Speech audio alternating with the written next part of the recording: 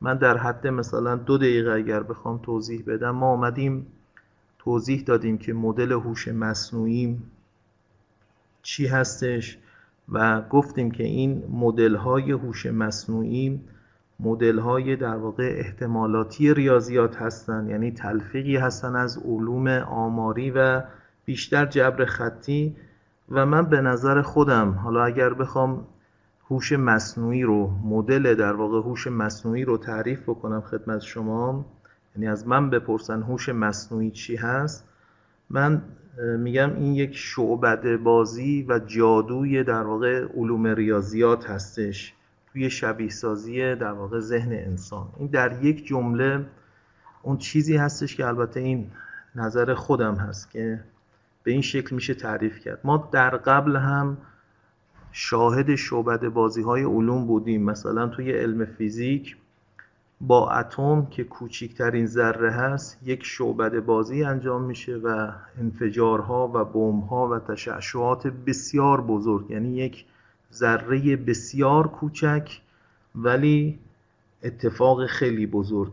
این اسمش حالا اگر بذاریم یک شعبده بازی، یک جادو، این جادوی در واقع AI محصول در واقع علم ریاضیات هستش. حالا اینا یک مقدار رویکردهای فلسفی هم میشه به این مسائل داشت.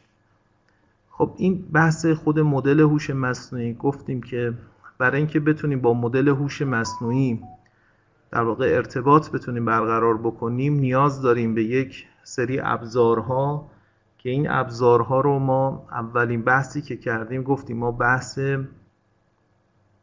NLP رو توی بیشتر تمرکزمون توی هوش مصنوعی روی NLP هست و بحث چت بات ها شد و چت بات ها صحبت کردیم راجبش و یه مقدار بحث هایی دیگه هم داریم به اسم وایس بایت ها و ویژن بات ها که اونها هم در واقع الان فعال هستن، بعضیاشون به خدمتون خواهم گفت تو این جلسه. خود نرم افزار در واقع یک چت باتی که متصل میشه به مدل های متنوع هوش مصنوعی رو خدمتون توضیح دادم به نام سایدر که امیدوارم با این برنامه سایدر کار کرده باشین. من از همین برنامه سایدر الان استفاده میکنم. نگاه کنید توی قسمت چتش می‌نویسم سلام، خوبی، تو کی هستی؟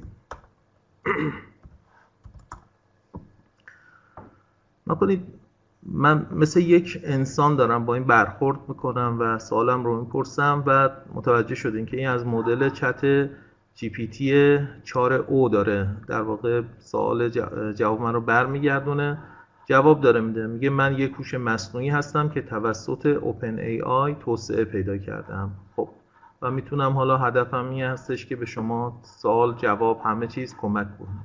مثلا اگر من همینو از مدل دیگه مثلا فرض کنید از مثلا جیمنای سوال بکنم، تو کی هستی رو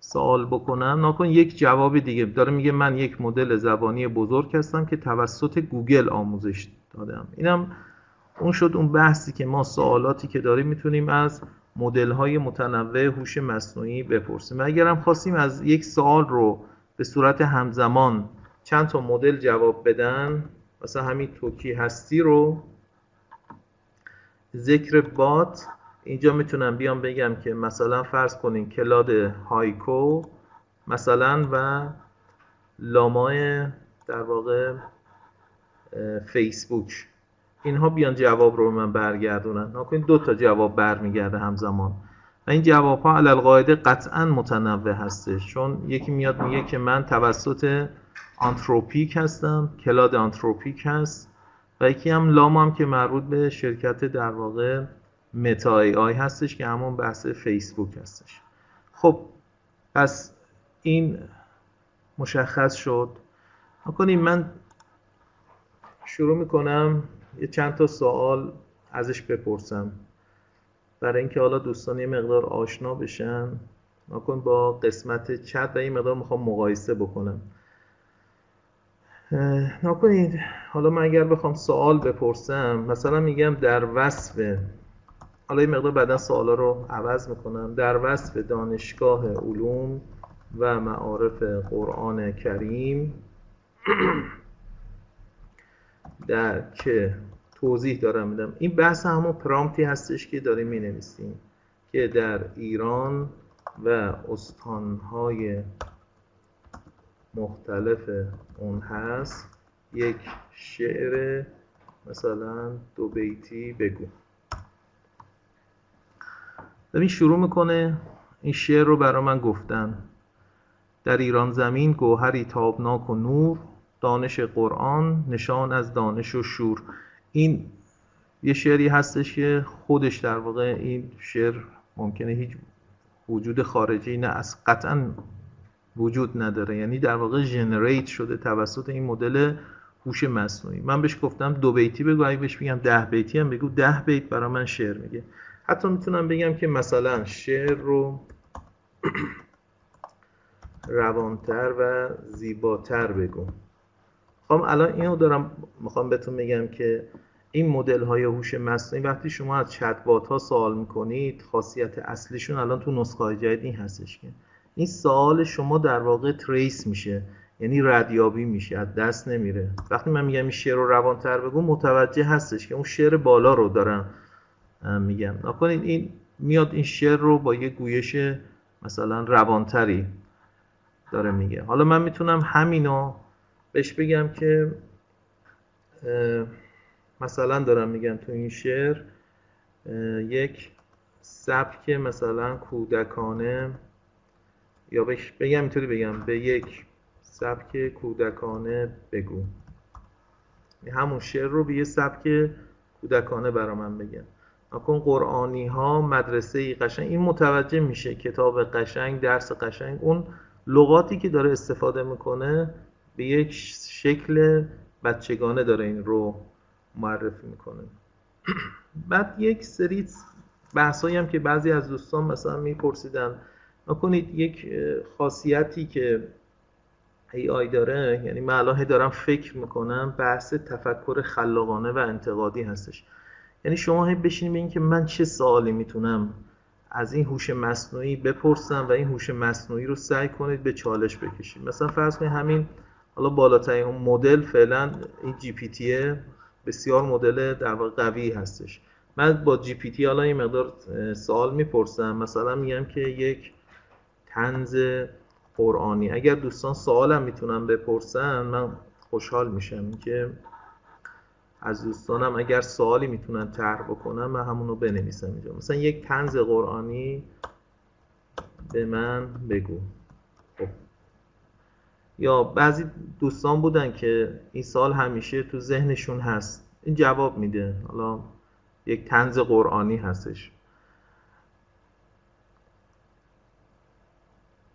خب میگن که آیا هوش مصنوعی میتونه یه آیه‌ای مثل آیات قرآن بیاره؟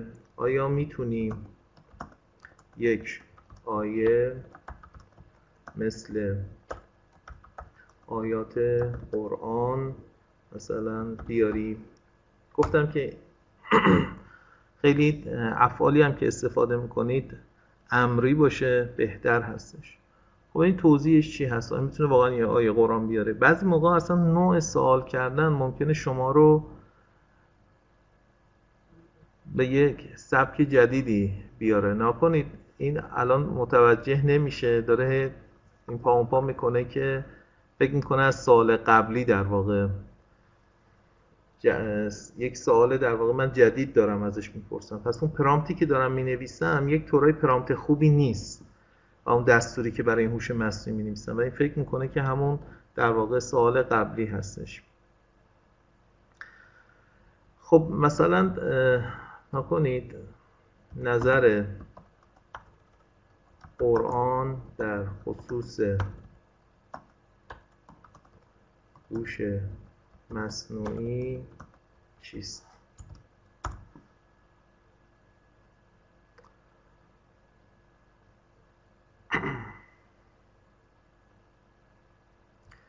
خیلی کلی داره میگه که حالا بحث های قرآن کریم رو راجع به هوش مصنوعی، من نمیخوام اینا رو بخونم خیلی وقتگیر هستش، ولی دارم این سوالات بیشتر مد نظرم این هست که شما هر مدل سوالی که دوست دارید میتونید مطرح بکنید و با این سوالات یه مقدار در واقع ور برید و در واقع بحث بکنید. مثلا من الان همین سوال رو مثلا آیات اینطوری مطرح کنم، آیاتی از قرآن که در خصوص موضوع مثلا هوش مصنوعی باشد چیست، مثلا اینطوری سوالم مطرح بکنم شاید بهتر باشه. این تصورش این هستش که این آیاتی که تو قرآن هست یه دقیقاً داره آدرس میده که این آیات مثلا تو سوره نساء آیه 58 مثلا اینها مربوط میشه به حوزه هوش مصنوعی. بعد نکنید من الان یه سوال که حالا یه مقدار کاربردی تر باشه اینطوری میپرسم، میگم من قرار شد توی بحث پرامپت اول خودمون رو معرفی کنیم. میگم من یک مثلا دانشجوی علوم قرآنی هستم و میخواهم در حوزه هوش مصنوعی و قرآن تحقیق کنم، مثلا 10 عنوان مقاله به من معرفی کن. این شروع میکنه، اینا دیگه سوالات خیلی به نظر پیش پا افتاده ای هست ولی برای هوش مصنوعی، و شروع میکنه در واقع اون عنوان ها رو مثلا براتون توضیح میده. حالا مثلا فرض کنید شما این عناوین رو میخونید تو میگه 20 عنوان، هر تعداد عنوانی که مد نظرتون هست. مثلا فرض کنید من مورد 3 مثلا به نظرم خوب میاد، هوش مصنوعی و تفسیر مثلا قرآن، مثلا می نویسن در مورد شماره 3 بیشتر توضیح بده.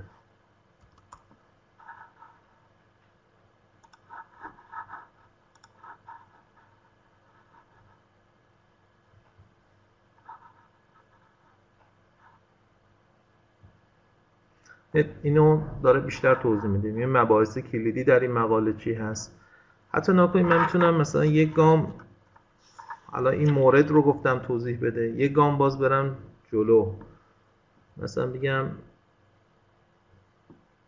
آره دیگه حالا این بحثای نچه مثلا در این خصوص یک مثلا چکیده، در این خصوص چکیده مثلا 15 خطی برای مقاله بده. یه چکیده برای من خب مقاله هم بنویسم، یه چکیده به من بده. خب این شد مقاله. مثلا نکنید این چکیده رو دریافت کردید، مطالعه میکنیم این که خیلی رسمی و دانشگاهی نیست. مثلا نویسم متن چکیده را دانشگاهی و رسمی‌تر و شیواتر کن، یعنی همون متن بارا رو بهش دارم میگم به این شکل. ناکن اینجا داره میگه با پیشرفت‌های فناوری و ظهور هوش مصنوعی، اینجا میگه با پیشرفت‌های شگرف در حوزه فناوری و ظهور هوش مصنوعی، یعنی متن رو برمی‌داره خواناتر میکنه، بهتر میکنه. اون بحثایی که ما مثلا پارافرایز کردن مقالات هست، یک متن رو برمی‌دارید میتونید بدید به هوش مصنوعی اینکه این متن رو برای شما بهترش بکنه، یا بهش بگی الان من میتونم بهش بگم که حالا شروع کن یه مقاله بهم بده، مقاله رو مثلا در سطح دکتری بهم بده، راحت‌تر بنویس. اصلا الان نکنید متن بالا رو به عربی و انگلیسی ترجمه کن. این که دیگه واقعا مثل آب خوردن هستش و با کیفیت بسیار بالا ترجمه توی هوش مصنوعی انجام میشه و کلا این بحث‌های مترجمی زبان و اینها تقریبا با این بحث‌های هوش مصنوعی یعنی دیگه رو به افول هستش مگر کسی بلد نباشه استفاده بکنه. خب نکنید این کاری هستش که هوش مصنوعی برای من انجام میده. من این کارها رو با سرچ کردن داخل اینترنت نمیتونم بهشون برسم، ولی هوش مصنوعی میتونه این کار رو انجام بده. یا یک نکنید توی قسمت آزمون‌های آنلاین من جستجو کردم صبح که حالا دیگه وقت گرفته نشه، توی آموزشگاه عصر نخبگان من یک سری سوالات پیدا کردم در خصوص آزمون‌های مثلا حالا کامپیوتر هستش. مثلا من یکی از آزمون‌ها رو میخوام شرکت کنم، کاربری رایانه. توی این آزمون یک آزمون آنلاینی هستش که میخوام توی آزمون آنلاین شرکت کنم. حالا میخوام از هوش مصنوعی کمک بگیرم که ببینم چطور میتونه کمک من بکنه. خب من شروع آزمون رو اگر بزنم وارد آزمون میشم. اولین سوال این هستش که اینترنت چیست؟ خب این متن رو میتونم بخونم و جوابش رو پیدا بکنم. حالا من همین سوال رو در واقع سلکت میکنم، میام توی هوش مصنوعی میدم به هوش مصنوعی که ببینم جواب در واقع الان البته جی پی تی هستش دیگه. نکنید این سوال رو کلا آنالیز کرد و داره به شما میگه گزینه صحیح به درستی مفهوم اینترنت و توضیحات عبارت سوم شما هست به معنی میان شبکه‌ای و شبکه جهانی بدون، یعنی داره جواب صحیح رو داره به شما میگه گزینه سوم به معنی میان شبکه‌ای. حالا ما بیایم ببینیم اینجا به معنی میان شبکه‌ای. نکنید من همین رو انتخاب کردم، اینجا میگه پاسخ شما صحیح هست. خب این داره در واقع هوش مصنوعی داره توی این آزمون شرکت کنه. مثلا من متن رو هم نخوندم. میریم سوال بعدی. کپی مخفف کدام گزینه هست؟ خب دوستانی که کار کرده باشن میدونن که کپی مخفی کدام گزینه هست؟ بلانک سی سی در واقع میشه دیگه، یا بایند میشه، بلایند میشه، یعنی مخفی کردن در واقع کپی مخفی. حالا یا بی سی هستش یا بی سی سی هستش. حالا ببینیم که کدوم هست. به نظر میاد مثلا بی سی سی باشه جواب صحیح. حالا من اینو میدم به در واقع زمینه‌ای ببینم کدوم رو داره میگه. خب داریم به شما میگه بله بلاین میشه. من یادم رفته بود. بلاین کربن کپی میشه. یعنی بی سی سی جواب صحیح هستش. همونطور که خودم هم مثلا حدس زده بودم بی سی سی هست. ولی انتخاب میکنم ناکن پاسخ شما درست هستش. یعنی کاملا داره پاسخ‌ها رو، ولی ممکنه اشتباه هم داشته باشه، اینو دقت بکنید. الان توی این آزمون آنلاین دارم کلا انتخاب میکنم، فقط انتخاب وارد، حالا من از سایدر دارم استفاده میکنم و توی این قسمت گزینه صحیح اکسپلورر هست. خب گفته برای جستجو و پیدا کردن محل و مشخصات فایل ها از چه برنامه استفاده میکنیم؟ درسته دیگه، اکسپلورر هست. محل و مشخصات فایل ها و پوشه ها برای جستجو کردن اکسپلورر. نکنی اینجا الان اشتباه داره میده گزینه رو، یعنی گزینه سرچ صحیح بودش، ولی اینجا داره میگه که گزینه از گزینه سرچ جهت پیدا اما واژه اصلی بس. نکن حتی خودش هم حدس زده که ممکنه که در این برنامه هم چی میتونه از گزینه جستجو هم جهت پیدا کردن فایل ها استفاده کرد، ولی با این در واقع دلیلی که خودش داره میاره میگه من به نظرم میاد اکسپلورر صحیح تر هست، ولی گزینه سرچ هم میتونه باشه. ولی خب اون کسی که این سوال رو طرح کرده مشخصه که مد نظرش گزینه سرچ بوده. حالا من یک سوال دیگرم با هم ببینیم. مهمترین عامل در افزایش سرعت تایپ چیست؟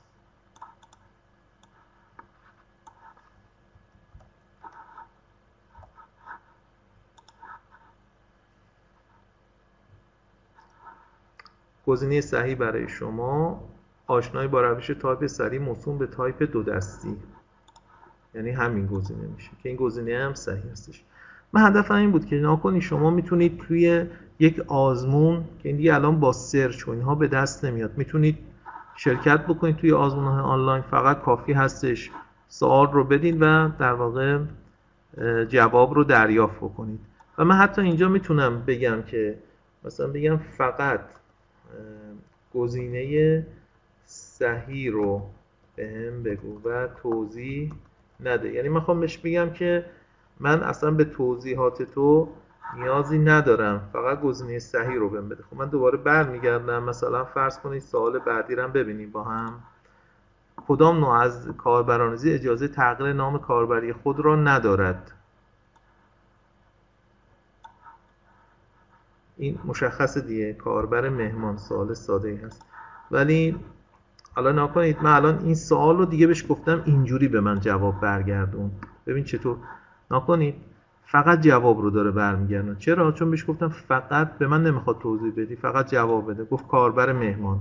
من برگردم اینجا کاربر مهمان رو اگر انتخاب کنم، این خب این واقعا این سوال غلط هستش، ولی کاربر مهمان جواب صحیح کاربر مهمان هستش. حالا که اینجا داره اشکال میگیره. خب نکنید این در واقع بحث آزمون‌های آنلاین هستش. اگر آزمونی باشه نکنید خود در واقع شما میتونید توی این شرکت بکنید و توی آزمون‌های آنلاین استفاده بکنید. و حتی اینکه نکنید شما الان اینجا مثلا دارم میگم یک سایت خبری من باز میکنم، مثلا تابناک، یک سایت، حالا من میخوام یک خبری باز بکنم که ببینم مثلا یه خبری که بعضی خبرها هست خیلی بلنده، خبر خیلی زیادیه. حالا من این خبر رو همطور باز کردم. شما این خبر رو میخواد ببینید که مثلا بحث اصلی چی هستش یا یه نکته‌ای داخلش هست، مثلا میخواد بفهم. شما نکنید میتونید حتی URL رو کپی بکنید، نکنید تا این حد بدید بهش و بعد بگید که یه سوال بپرسید راجع به اون، مثلا مهمترین مشکل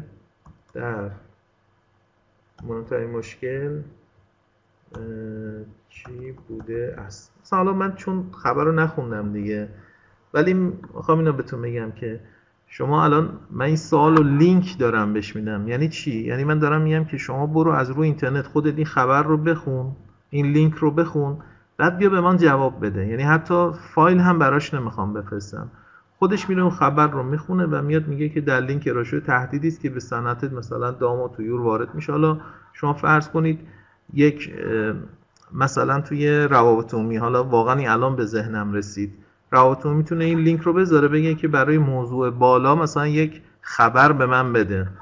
یا نکنید من در حال برگزاری دوره آموزش کاربری هوش مصنوعی هستم، یک برای مثلا کارکنان دانشگاه علوم و معارف قرآن کریم، یک خبر با عنوان اینطوری بگم یک خبر مثلا 15 خطی بهم بده. این 15 خط خبر به من بده، من فقط یه موضوع دارم بهت میدم. ببینید این 15 خط خبر داره به شما میده. به گزارش روابط عمومی دانشگاه دوره آموزشی با عنوان آموزش کاربری. یعنی بحث های خبرنگاری رو واقعا داره متحول میکنه AI، میاد برای شما خبر رو تولید میکنه. پس ببینید شما همه مدلی، یعنی فقط بحث های توی AI میگن که بحث های خلاقیت هست، تفکر خلاقانه هست. یعنی که من چطور حالا پرامپت بکنم، چطور سوال بکنم از این هوش مصنوعی، الان دیگه بیشتر این مسئله هست. ولی شما در هر صورت این به عنوان یک ابزار هستش، اینو دقت بکنید. ابزاری هست که میتونید استفاده بکنید، بهتون کمک بکنید، ولی در نهایت خود شما باید تصمیم گیری بکنید.